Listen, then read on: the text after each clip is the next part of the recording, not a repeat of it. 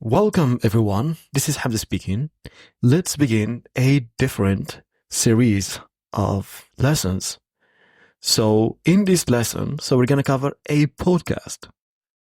So I'm going to tell you about my English journey. So I named this podcast Hamza's English Journey.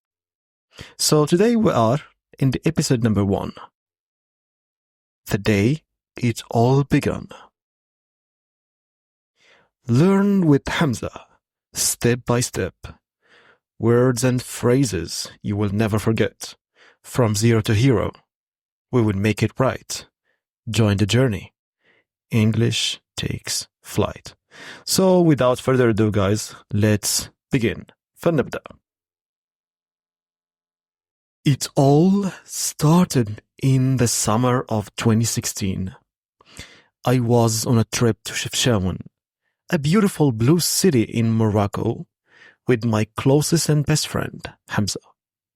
He's younger than me, but we've always had a great bond. One sunny morning, we decided to visit the famous Aqshur waterfalls. The road to the waterfalls was long and full of twists, surrounded by green mountains and the sound of flowing water. It was a perfect day for an adventure. While walking, we met 2 Spanish girls. They were friendly and spoke excellent English. They stopped us and asked for directions to the waterfall. But there was a big problem. I didn't understand a word they were saying. They kept asking, "How do we get to the waterfall?" I stood there, frozen, completely lost. I looked at Hamza, hoping he could help. But he just smiled nervously, as if to say, "We are in trouble."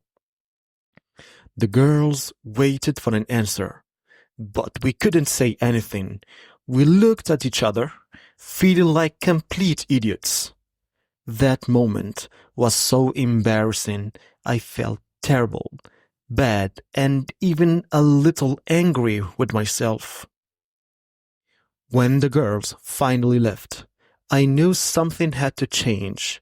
I made a promise to myself right there, standing on the path to the waterfall. I said, "I'll do whatever it takes to learn English." I didn't want to feel like that ever again. From that day, I dedicated myself to learning English. I started using every tool I could find. I downloaded apps like Duolingo and Memrise to practice vocabulary. I watched YouTube videos to learn grammar and pronunciation. But that wasn't enough. I needed real conversations. So I traveled to tourist cities like Marrakesh and Agadir, where I could meet foreigners.